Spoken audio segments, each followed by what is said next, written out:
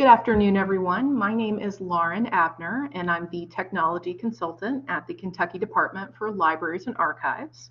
And I'm here today in my primary responsibility, which is acting as the State E-Rate Coordinator for Kentucky Public Libraries. Been at this for a little over 6 years now, and even though I think I know the program, things change a little bit every year. There's always something new to learn. And I'm really excited to have you guys here if this is your first time filing or if you're just dipping in for a refresher. If you access the PDF copy of the full slides from Blackboard or later on KDLA's website, you'll be able to jump to different sections of the presentation using the links on the contents page. There will also be links to take you back to the contents. Before I really get into the content, I do always need to offer a disclaimer. The E-Rate program rules are created by the Federal Communications Commission, and the program is administered by the Universal Service Administrative Company, or USAC. And at the end of the day, what they say goes. So this is my unofficial interpretation of the rules, and this is my understanding of what you need to know in a general E-Rate way. At the time of this presentation, things are always subject to change. So what is this E-Rate program of which we speak? We're just going to talk a little bit about the basics and the agencies that you need to know. So I've already mentioned these two names, but we'll say it again. The E-Rate program rules are governed by the Federal Communications Commission. In 1996, when the E-Rate program was created, the responsibility for creating all the rules was handed over to the Federal Communications Commission. So each year they release various announcements and may ask for input. Generally, there aren't major changes to the program every year. It might be minor tweaks. Back in 2015, very different rules were put in place by E-Rate modernization, but otherwise we've been pretty stable since then.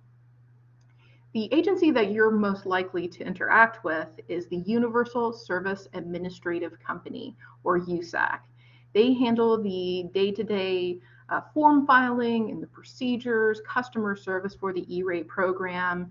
So if you need help or you're being contacted by somebody for more information, it's likely USAC. Generally, you only have to deal directly with the FCC if you're asking for a waiver of some kind, say because a deadline was missed or due to extenuating circumstances. So generally, it's not a great thing if you're communicating directly with the FCC. All right, the very basics for the E-Rate program. E-Rate is one of 4 universal service programs that are governed by the FCC and administered by USAC. The other programs include Lifeline, which helps low-income individuals and families pay for broadband internet or phone service. There is a rural healthcare program, which is pretty similar to E-Rate in that it provides discounts to entities that go through a certain process. It's just that they deal with rural healthcare agencies instead. There's also the high cost program, which helps pay for building infrastructure to underserved areas. And so all of these programs are supported by the Universal Service Fund, which it involves fees applied to telecommunications invoices. So mainly this is charges on long distance, although there's currently talk about switching up the funding mechanism for the program because the charges that have been supporting the program for many years have gone down and down each year. So potentially there may be changes in the next year to sort of equalize the way the program is funded and potentially do a smaller contribution amount for broadband rather than just applying it to telecommunications. So E-Rate stands for education rate for schools and libraries. Mostly we just call it E-Rate. But sometimes you'll see it referred to as the Schools and Libraries Program for Universal Service. Sometimes you'll hear SLD for the Schools and Libraries Division of USAC. So anything that involves schools and libraries or E-rate, they're talking about the same program. So E-rate in particular provides between 20 to 90% discounts on eligible products and services. And the idea is to make telecommunications more equitable, no matter where you're located or what your income level is. And so schools and libraries around the country, including U.S. overseas territories, apply for this program and get discounts that are based on a couple of factors that we'll talk about a little bit later. The core principles of the program involve competitive bidding and cost effectiveness. So the idea is that by doing a competitive bidding process, you're going to help drive the costs down, since vendors will be competing against each other.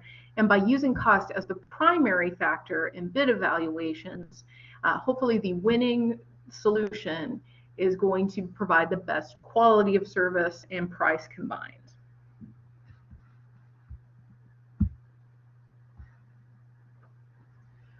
For your reference, you may want to download a copy of the current version of the E-rate funding years chart that's posted on KDLA's website. I update this periodically as we finish up one funding year and start another. Let's see if I can do my little grabby hand.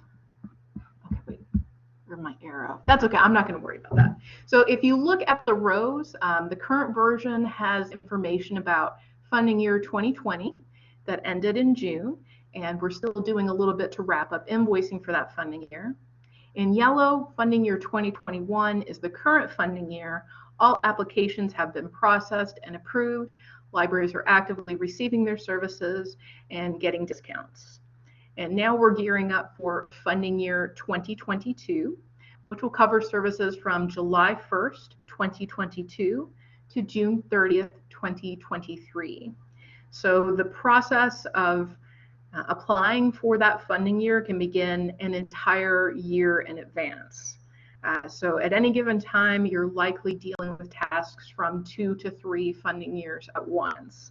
And I do my best to give you reminders about all of the major program deadlines, but this can be a handy chart because it shows the major applications and the common deadlines for those particular forms.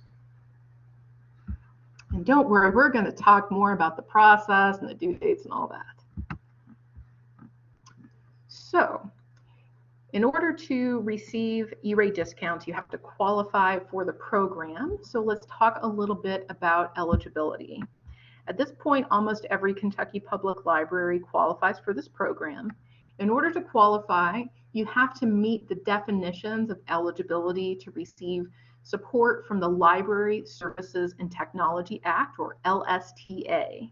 And this is the federal funding that KDLA receives each year from the Institute of Museum and Library Services. And in addition to LSTA, which is something that we get every year through the Grants to States program, sometimes we have other sources of funding that are funneled through the Institute of Museum and Library Services that we treat basically the same as LSTA.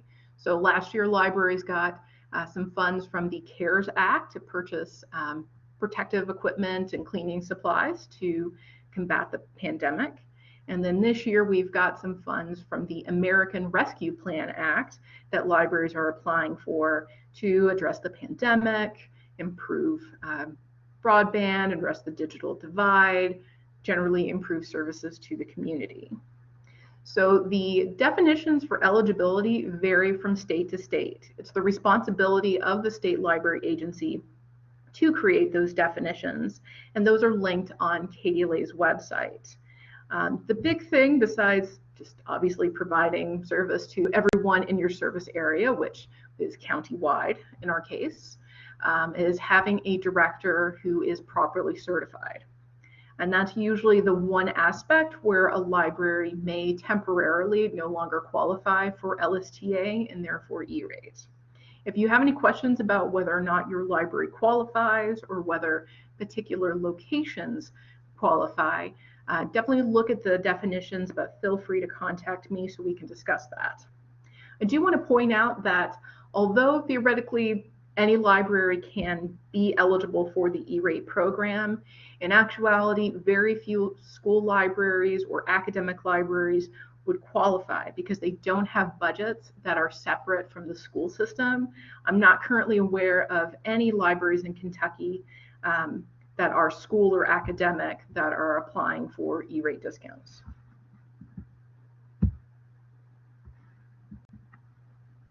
So Kentucky has a long and storied history in the E-rate program. We've received a lot of funding from the E-rate program since 1998, which was the first application year. Over $22 million has been dispersed from the E-rate program. So that means libraries receive those discounts in the form of discounts that were applied up front on invoices, or that were received after filing forms for reimbursement. So this is a significant, steady source of funding, unlike a lot of other grant opportunities where you just apply one year and you get a benefit, maybe you're doing a short-term program. E-rate has become a reliable source of income for libraries that want to improve their broadband internet access. So it's very, very important to us. Every year we have about 100 libraries that file. At the peak, I think back in 2016, we had 103 libraries file, and now we've been hovering between 98 to 100 in recent years. Because some years, not all libraries need something from the E-rate program, but most libraries that participate file for a little something every year.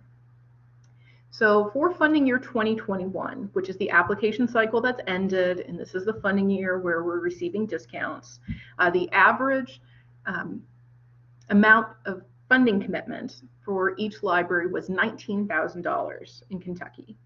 Now, of course, on the low end, we've got some libraries that might only receive $800 or $1,000 because they have fairly inexpensive internet connections. And then we've got a library that receives hundreds of thousands because they have really expensive internet to hook up a lot of branches. So there's a wide range there, but you can receive a good chunk of money, especially if you're going to ask for discounts on E-rate Category 2, which we'll discuss a little bit later. For Kentucky libraries, although the general range for discounts can be 20 to 90% for discounts, in Kentucky libraries, it ranges from 50%, we've got one library that qualifies there, up to 90%, and the majority of our libraries are in the 90% bracket. I believe if all Kentucky libraries filed for E-rate, it would be 3/4 of the libraries getting the top discount level for the program. Now, one of the pesky little compliance things that we have to worry about for E-rate is the Children's Internet Protection Act, which is a law that requires recipients of federal funding for certain purposes to filter their internet access and have a certain policy in place. There are certain strings attached depending on the funding that you're going to receive. So when we're talking about SIPA in regards to the E-rate program, you have to be SIPA compliant if you're receiving discounts on internet access or anything involved in E-rate Category 2. We will get to the eligible services list in a moment, so you'll have an idea of what that covers. There is an exception, though, if an applicant applies only for discounts on telecommunications services. Basically, at this point, that just means transport circuits or a wide area network that connect library branches or different buildings on a school campus. So there's one library, Lexington Public, that applies for the circuits that connect all their branches, but they have their internet billed separately. So Lexington Public doesn't comply with the Children's Internet Protection Act because it doesn't have to. At this point, every other Kentucky public library that applies for E-rate must be SIPA compliant. And just very briefly, because SIPA is a whole big wide topic, as some of you learned recently when we re-recorded the internet filtering training, There are a lot of things that go into this. So the three major steps to compliance with SIPA involve having an internet safety policy that addresses certain aspects of children's safe use of the internet at the library. At some point when that policy goes into effect, you need to give notice that you're going to have a public hearing, which may be part of a general library board meeting. And that gives the opportunity for the community to comment on that policy before it's adopted. And then, of course, you have to technology protection measure, which is a fancy way of saying that you need to filter your internet access. Just a quick check, because I had a blip in my audio. Is everyone able to hear me okay? If you don't mind to type in the chat. Okay, well, I assume since you're typing in the chats, okay, good. Just wanted to check because we've had some audio issues. Thanks for the feedback. For more information on SIPA, you can see the USAC website, or you can watch KDLA's SIPA webinar, which is in the E-rate section of our archived webinars page. You can watch the recording or access the slides.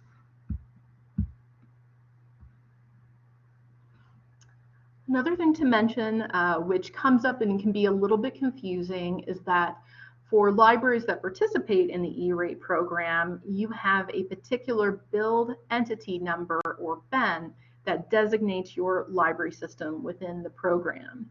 That way, if there's another similarly named library in another state, there's not going to be any confusion because every single form that you file will have this unique identifier. So some libraries that just have one main branch building and that's it are considered independent libraries, and they have one number that just designates your system as a whole as well as the main branch building. There are other libraries that have multiple branches, which may include the bookmobile. They will have one system build entity number that designates the entire library system, all of the branches. So basically it's that entity number acting on behalf of all the branches. And then for each branch, they will have a particular separate entity number that just designates that location or that it's the bookmobile. So as an example, when Estill County Public Library applies, they use the number 128781, and that designates their system. And then they have a separate number that indicates when services are being delivered to the main building, like their fiber internet. And they have a different number that designates the bookmobile, for example, getting cellular data service.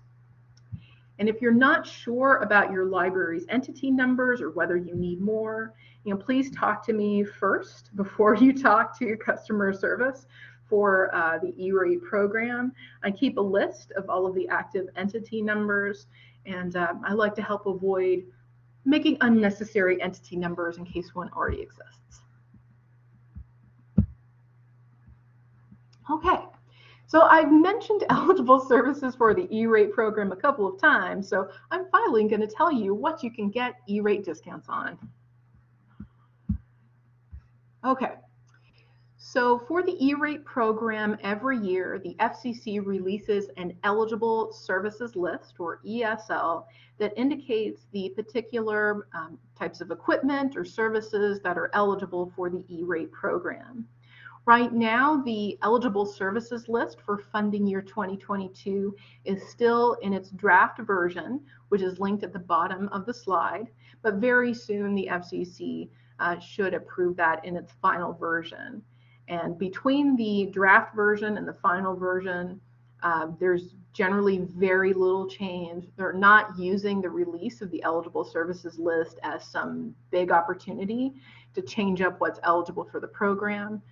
So likely what you see right now is what's going to be approved for the next funding year. And while yes, I do think it's rather late to be doing this, considering how close we are to applying for the next funding year. That's E-rate. So you'll be able to access the full approved eligible services list from the USAC website. They store all of the previous eligible services lists. Keep in mind when you're looking at the eligible services list that it's split into two big categories.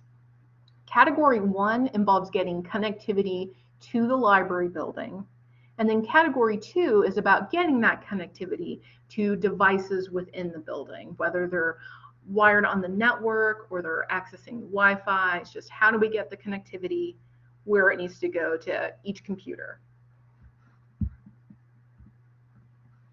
So first up, category 1. There's only one service type for category 1, and that is data transmission services and internet access.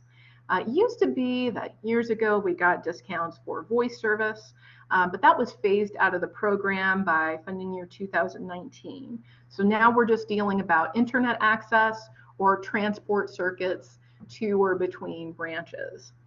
So for the E-rate program, when you're seeking solutions for the most cost-effective option for your library to get the service it needs, there's not a specific type of service you must seek. I mean, you're trying to get the best bang for the buck, of course, but you can get discounts on fiber internets, cable internet, DSL, I suppose satellite, if that were the only option. Just all the various ways you can get on the internet are eligible as long as you're making the most cost-effective choice. And as part of your internet request, you can also get discounts on fees for static IP addresses, and potentially, say for cable internet, if you've got a modem charge, that can be covered as part of category 1 because it's essential to make that connection functional. You can also get discounts on data lines, like T1, which I hope no one is using at this point, lit fiber, dark fiber, etc. At this point, Kentucky libraries are requesting fiber services from established providers. They're not really doing dark fiber. If that's ever something that seems relevant to you, let me know. There are some particular rules that we have to keep in mind for that. Now, for cellular data in the E-rate program, about the only situation where you can get discounts is for the library bookmobile, because it's presumed, since it is a mobile location, you can't have a fixed connection the way you would with a building. So you can get discounts on the hotspot or the data portion of the smartphone plan for the bookmobile driver to perform circulation or provide Wi-Fi to patrons on the route. But in any other situation, you really can't get discounts on cellular data unless you jump through a lot of hoops to prove that that is truly more cost effective than some kind of wired or fixed connection. There's also a possibility of asking to construct your own network that you operate. That might be something to examine for larger school systems or potentially big consortium applications. That's not something we've really dealt with. And in some cases, the modulating electronics that make a connection functional can also be eligible under E-rate category 1. That's very different than what we'll talk about for category 2.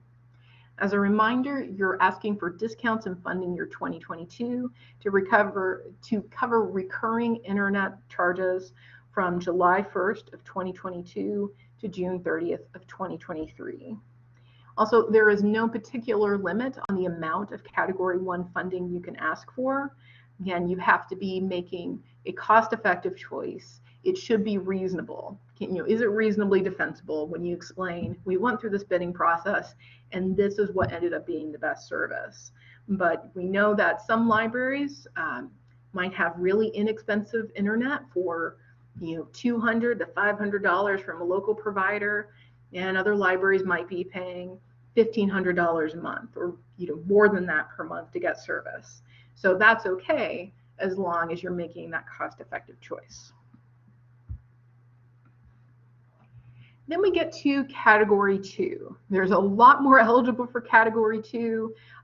There are many opportunities, but also a lot of little provisos to keep in mind.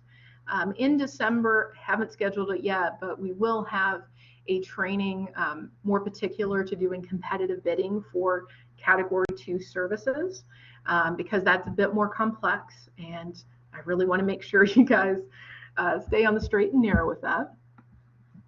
Let's see, it looks like we might have a question, just a moment. Okay.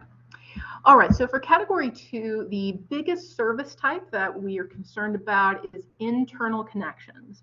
And basically, it's pieces of equipment or the licenses for equipment that are helping get your internet connectivity to the devices within the building. So some libraries have used this funding to help remove old cabling and say put in new Cat6 cabling. And that could involve not only the bulk amount of cabling and the installation, but also a number of other smaller items that just go into the cabling work, like the various connectors to hang the cable, put it in place. So that's been a really big opportunity for libraries that want to increase their bandwidth, but they also need to improve their internal network so they can make full use of that. Because we found that library switching, especially from a cable connection to fiber, or making a big jump from, say, 200 megabits per second up to 1 gig, might need different networking equipment to make sure there's not a bottleneck where you're not really getting access to the full bandwidth you're paying for. Very commonly, we get discounts on switches. Do keep in mind that it's just the switches for your data connectivity. If you have switches that are devoted solely to supporting VoIP for your phone service, that wouldn't be eligible.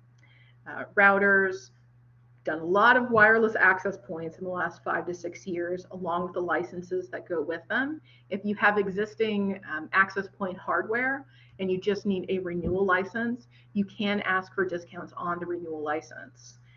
Wireless controller systems, firewalls, battery backups, racks, caching services, antennas, or other various doodads and connectors for different devices, and then software that's needed to operate those pieces of equipment. Now, I've put some asterisks or other little marks beside some of these entries, depending on the features of pieces of equipment or how it will be used. They may or may not be fully eligible. So this comes up particularly with routers and firewalls that may have extra security features that aren't fully E-rate eligible. And the manufacturer of that equipment should have a list to say that this particular model of equipment or this particular license for the equipment is a certain percentage eligible for E-rate. As an example, for firewalls, generally the physical appliance itself is fully E-rate eligible, but the license that, of course, allows you to turn on and use your firewall might involve content filtering, anti-malware, anti-intrusion, all of those really useful features you want for a firewall. It might only be 50% eligible for discounts, or the license might not be eligible at all. It can really vary. And then with pieces of equipment like the battery backups or UPS and the racks, its eligibility will depend on what equipment is supported by the battery backup or the racks. And you can really get into the weeds with trying to determine eligibility. I don't want to scare you off, but I just want to make sure you have a realistic idea that you may not get discounts on the entire cost of a project. It may be that you have a $10,000 project and $9,200 worth of it is eligible for E-rate discounts. So you would get your discount only on the eligible portion of the cost. Now, for category 2, we have a longer time period to purchase and install the equipment. So in advance of the funding year, since you may need certain equipment in place to take advantage of an upgraded connection, there is an option to purchase your equipment early and have it installed. So assuming you have finished your competitive bidding, made the agreement, signed the contract, even if you don't already have your funding commitment from the E-rate program, you could go ahead and start installing that equipment as soon as April 1st, 2022. Keeping in mind that if you don't already have your funding commitments, you're not going to be able to access your discounts really until the funding year begins in July. But it is an option that a number of libraries have taken advantage of. You can also have a late installation option. So 3 months after the funding year ends, on September 30th of 2023, that's the last date to purchase and install equipment. In extenuating circumstances such as construction delays, you can file to get an extension on installing those services if needed. if approved, the extension would be one additional year to get all the work done and invoiced. Also, I should have mentioned earlier that for these functions, the most part, libraries have been purchasing pieces of equipment that are physically installed on their network, but it is possible to get discounts on a virtualized service in the cloud, such as the caching services. So it's really, again, about what is the most cost-effective way to get those eligible functions that you need.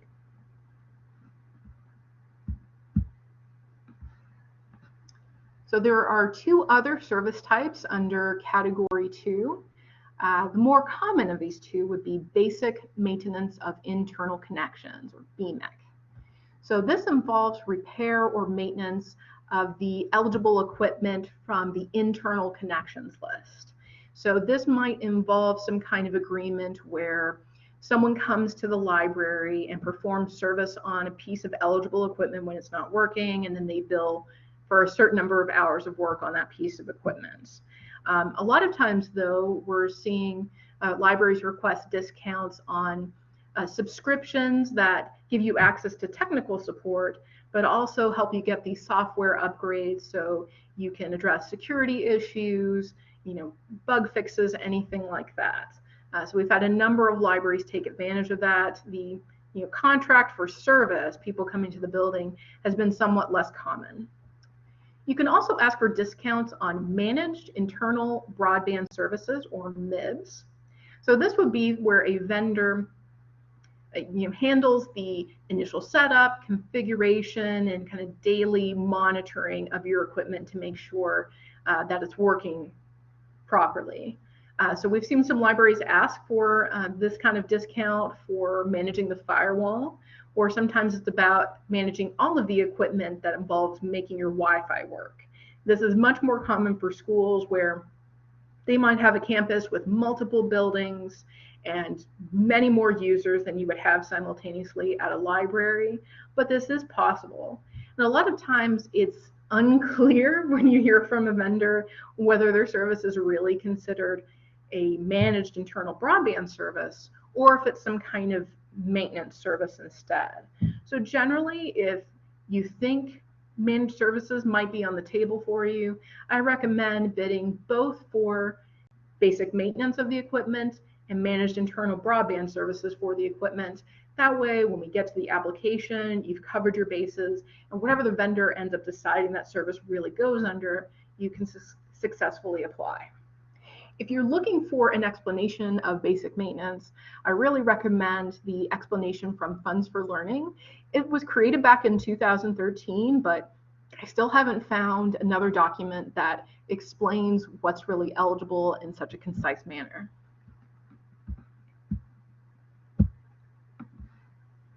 And of course, there's miscellaneous that may fall under Category 1 or 2.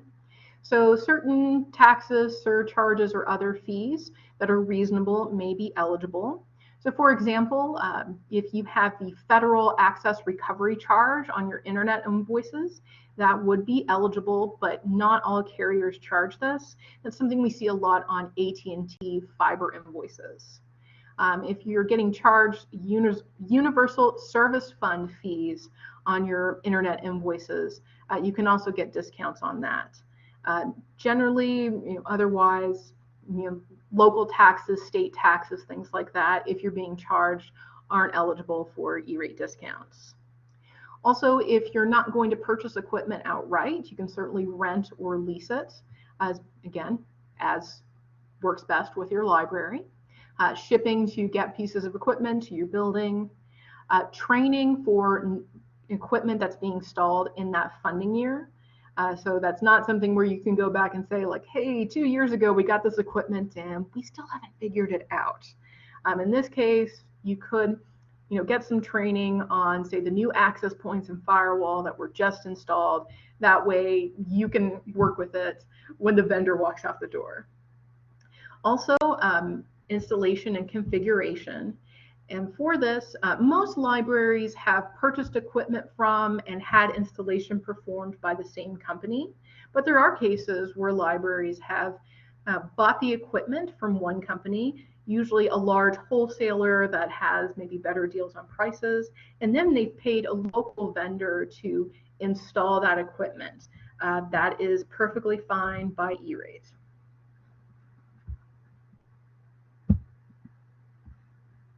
Okay, now on to those precious discounts. So what amount of funding can your library expect to get from the E-Rate program? Your E-Rate discount rate, which again can range from 20 to 90%, is determined by two criteria. First is the percentage of students eligible for the National School Lunch Program in the local school district where your main branch is located. Now, fortunately, we're at the point where libraries don't have to go hunting for this information. If you were talking to somebody who participated years ago in the legacy system for applying for E-Rate, they may have been scrambling to get information from the school district. Now, the school district is responsible for uploading the school lunch data before the application filing window opens. And your library's profile in the E-Rate Productivity Center is linked to the school's information. So when you submit an application, it's going to reference that data to determine your discount rates. Do keep in mind that you won't see your 2022 discount rate reflected in your profile until the actual filing window opens in mid-January. Also, it's subject to change based on application review. Generally, if you are in a county with community eligibility, the Community Eligibility Program, or CEP, then you're likely in the top discount bracket. That seems to have been the case for most Kentucky libraries. So that's one factor, percentage of students who qualify for free reduced lunch. The other is whether your library system is overall determined to be rural or urban. So you can, entity number by entity number, look up all of the branches in your system. It's basically an average with the main branch as the tiebreaker. So if you're a library system that has one main branch and then you have another branch library, if the main branch is considered urban and the branch library is rural, overall the system will be declared urban because there's more weighting to what the main branch is considered. And that does slightly affect our discount rate in some brackets.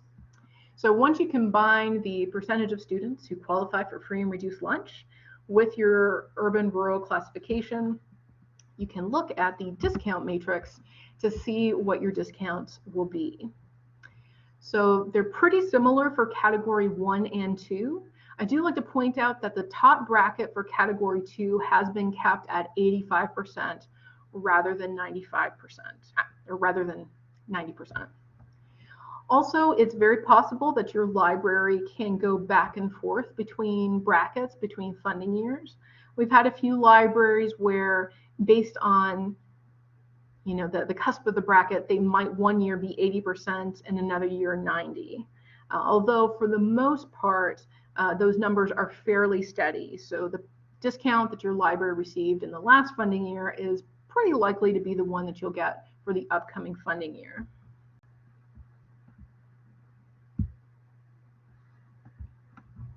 If you want to see your current discount rate for funding year 2021 that we're in right now, you can look in the E-Rate Productivity Center by going to the library's profile.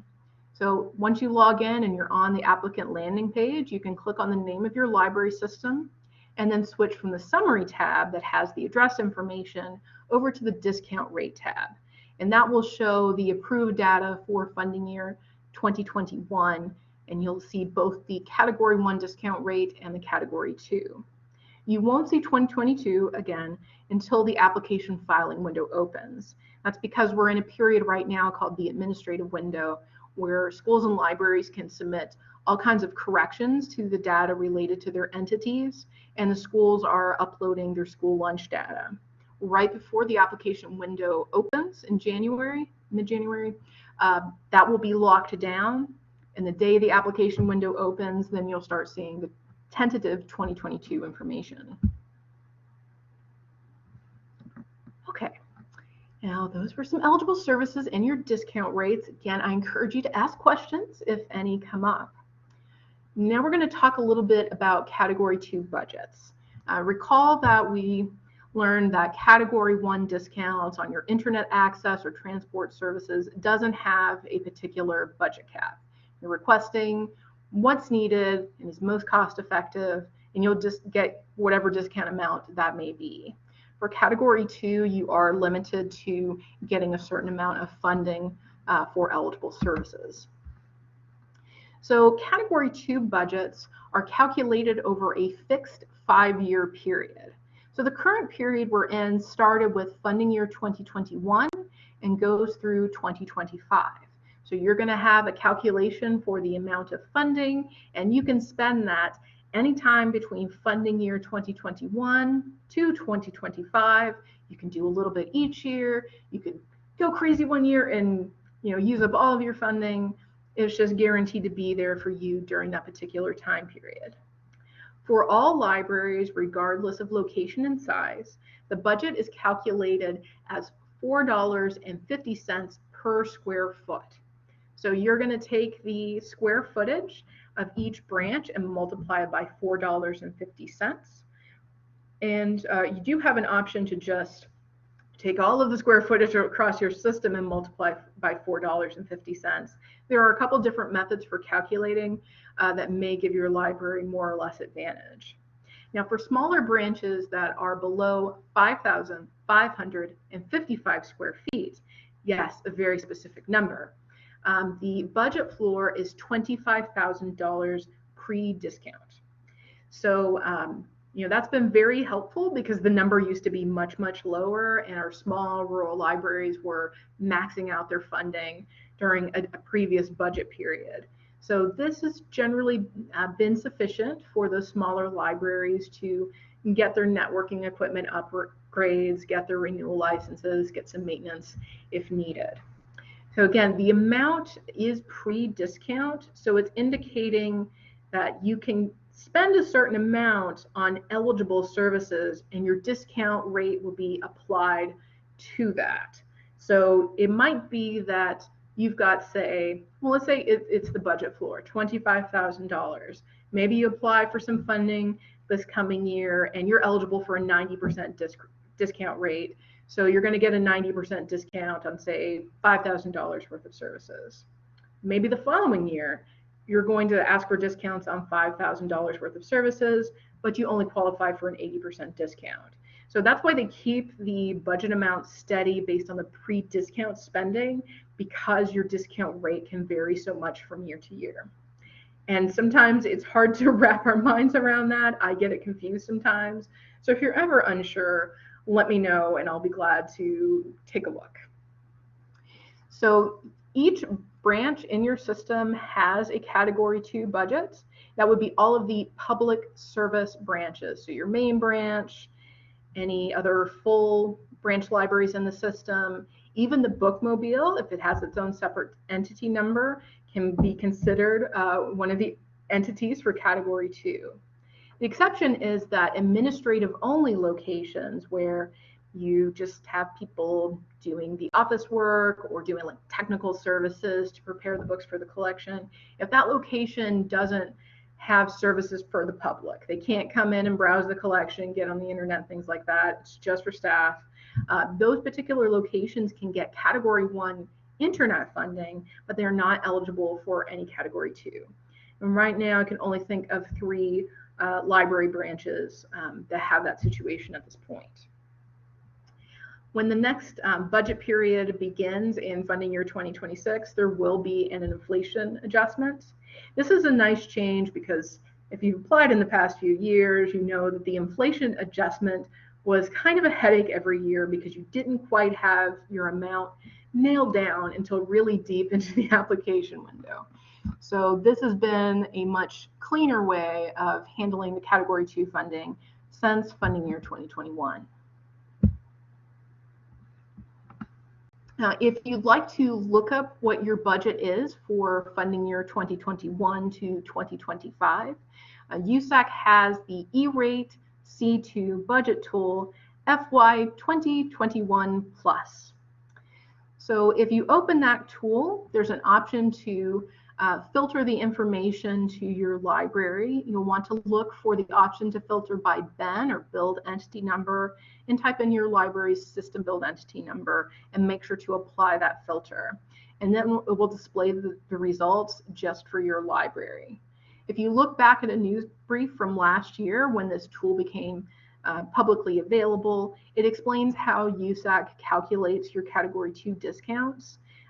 It tries to look for the option that would give your library the most funding possible, because there are a couple different ways to calculate it. And it is really accurate, so you can definitely trust this tool, if you have the correct square footage listed for your branches in the system. So now is a great time to be making updates to your profile. The administrative window for editing profiles is now open and will remain open until mid-January. So this is a good opportunity to update the physical address or mailing address if needed. Some libraries may be adding annex locations. This is something a little more recent. We didn't used to have any libraries with annexes. But we have a couple libraries where maybe their administrative only location is near the main library. They don't really need a separate entity number. It might be this temporary location. We've used it that way. And at least one library has used the annex option to designate a kiosk location. It's an unstaffed location that meets the eligibility definition, but is just associated with the main branch itself. I don't think I explained that concept very well. So if you think you might have some kind of location that qualifies as an annex, please talk to me about how to add that to your profile. Right now is also a good time to request additional entity numbers if you have new branches that will open and need E-rate eligible services during the next funding year. So if you've got a branch that's under construction, if you're adding a bookmobile, potentially if you're adding an eligible kiosk, you can get additional entity numbers. Again, I would recommend talking to me first before you talk to the Client Services Bureau for customer support to make sure we know exactly what needs to be requested so your information is all correct in the system. Also, you want to make sure that all of the budgeted entities for Category 2, meaning those public service locations, need to have accurate square footage. The Category 2 budget can't be calculated properly without the square footage. And now is the time to make some updates if that square footage is going to change during the funding year. So you can get additional funding during that 5-year period if you're adding square footage to a particular branch. They do go ahead and recalculate. The trick is that you need to know what that square footage is going to be at the time that you file for discounts. So you're going to need documentation that shows that when construction is finished, you're going to have overall this amount of square footage instead to be able to justify increasing the budget.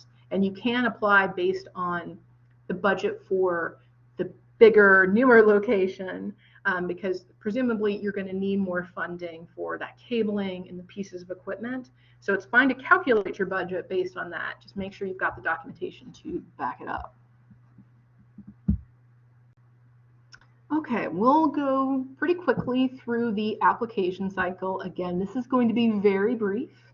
I will have particular trainings on each form, so you're not meant to fully understand everything about E-rate just by having heard a drive-by version of the application cycle. So this chart just lays out the various forms in another way.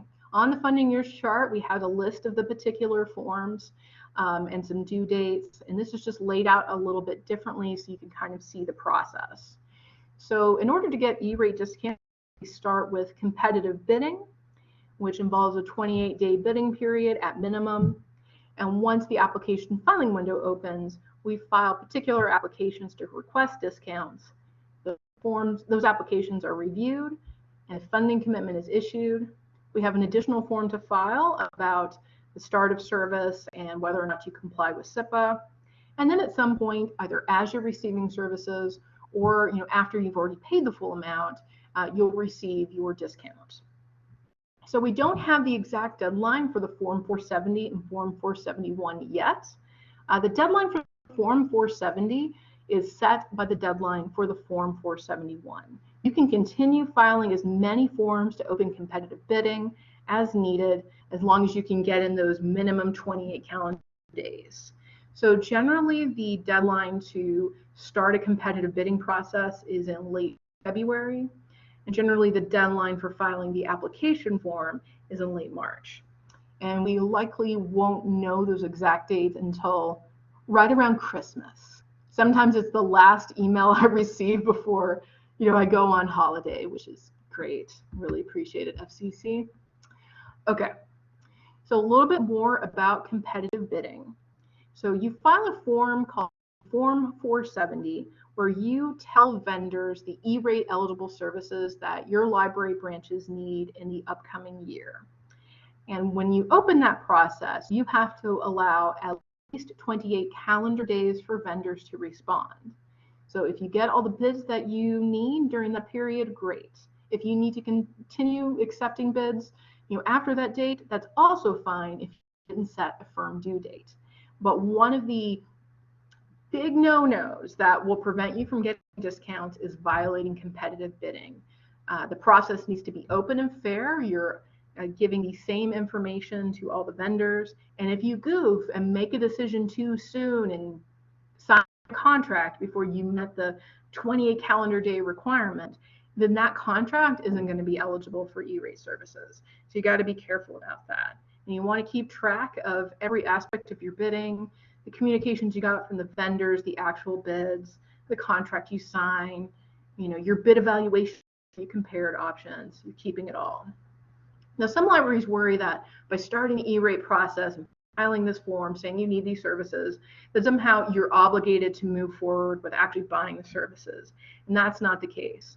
You can file a Form 470 just to see what options are out there, say for upgrading your internet or getting pricing for a piece of equipment.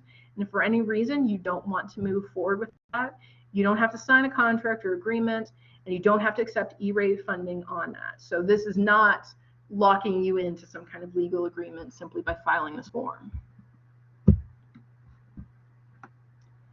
Now, one question that comes up is for libraries that haven't been participating in E-rate in a few years or ever, and they already have an existing contract, and they wonder, is there any way my existing contract can qualify for E-rate? And the answer is yes, although this is not the preferred way to do things.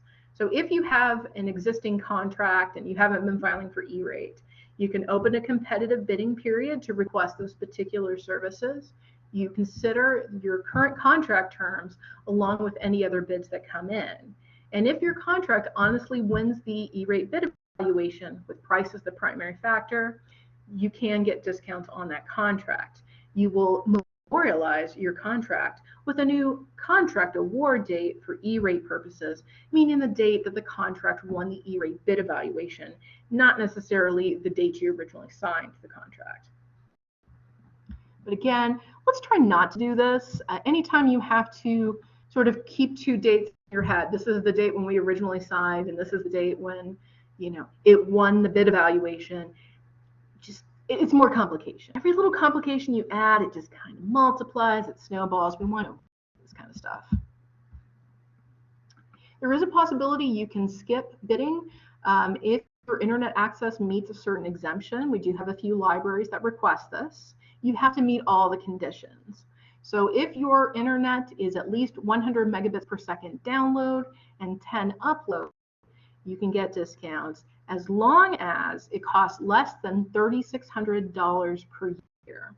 So that would be either $300 a month for the service or $3,600 annually if you're talking about a one-time installation charge as well. So the overall amount for the service, if it's at or below $3,600, you're good. It also needs to be a commercially available price. So this isn't, a special unadvertised agreement that nobody else could get. This is a price that, is available to everybody, or at least to similar entities. So if you think your internet connection might meet that exemption, let me know so we can make double sure that you can skip bidding. because we don't want to get to the application stage and realize, oh gosh, we need to do a competitive bidding process. Next up is, after you've done competitive bidding, filing an application form called the Form 471, where you request discounts. I do want to emphasize, in order to continue getting discounts, you have to file every year. So even if you have a contract, a multi-year contract that was signed in a different funding year, in order to get the discounts each year of the contract, you have to keep filing Form 471 applications.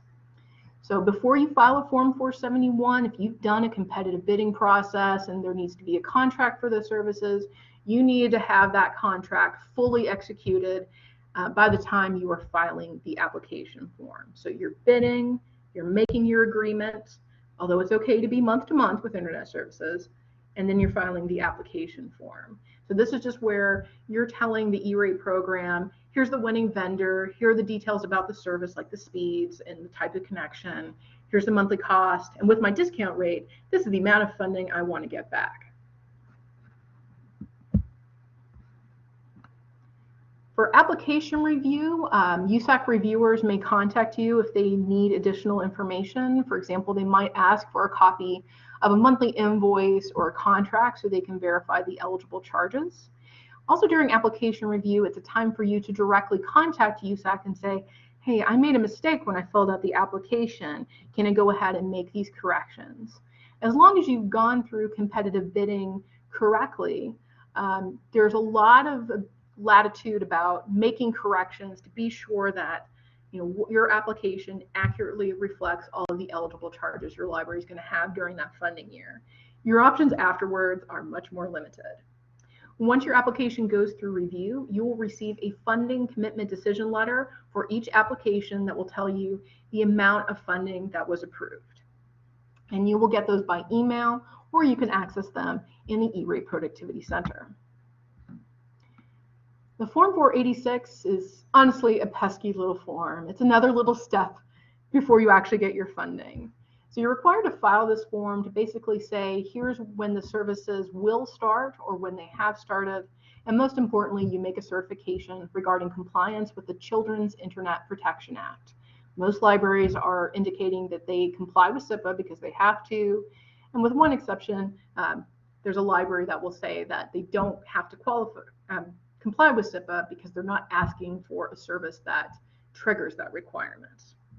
And that has to be on file for funding to be released, whether your service provider is applying discounts up front or you're going to file later to be reimbursed. If this form isn't on file, it blocks the funding from actually being released. When you get to the invoicing stage, there are two options. Sometimes your service provider will offer service provider invoicing or SPI discounts. And that's where they apply the approved discount to your invoice, whether it's a one-time purchase or maybe your monthly recurring internet service. So they just bill you for the non-discounted share and any ineligible charges.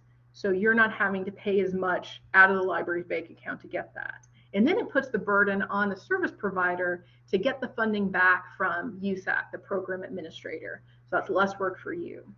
But often, for various reasons, libraries have to or simply want to file bare forms to be reimbursed after they've paid the full amount. So you will pay for a service. It might be you've paid for 1 month of the internet, or you're at one time requesting discounts for the entire year, or you've purchased your equipment and installed it. You file a form to say, here are the eligible charges that I paid for this particular product or service, and now I want to get my funding back, and that's sent via direct deposit. It is more work on your part, but sometimes, depending on the vendor you use, it might be a little more reliable to handle the E-rate invoicing yourself. So we're running short on time because I do talk ever so much about E-rate. I do have a few slides if you want to look at these later about making sure you can access the E-rate Productivity Center.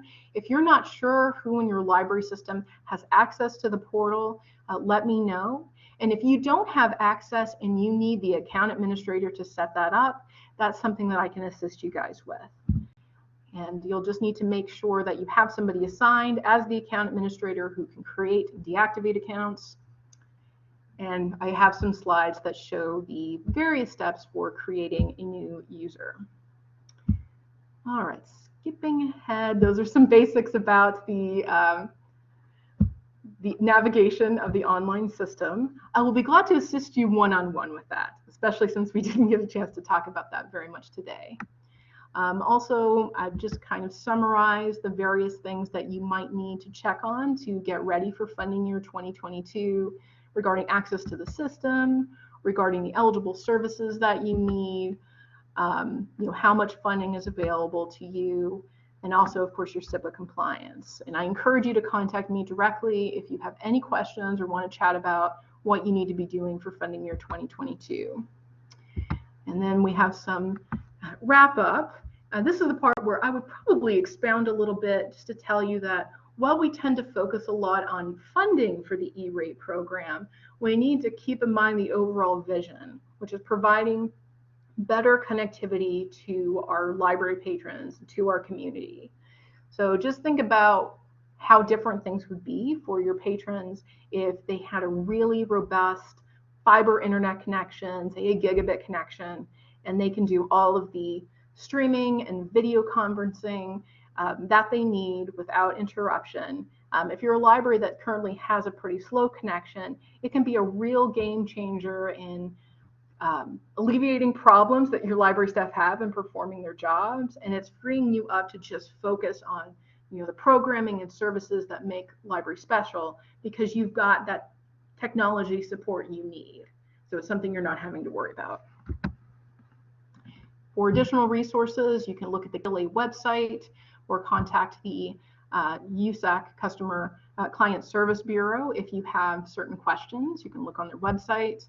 I also recommend, if you just want to get an overview of what your library has filed for in the past, you can go to E-Rate Central's state page for Kentucky, put in your library's billed entity number on their funding quick search, and you'll see a list of all the various E-Rate funding years, and you can kind of drill down to see some additional details. If you're not already on the Kentucky Tech listserv, being on the listserv is the best way to get reminders about the E-Rate program with my colorful memes that I use to keep things from getting too dull. So make sure to sign up for that. It's also a great place to ask technology questions that your fellow library staff can answer. And thank you very much for attending this presentation. I really appreciate your being here. If you have any questions, feel free to contact me at lauren.abner@ky.gov or 502-564-1728. Also, if you've got a moment, you can take our survey, that is linked in Blackboard.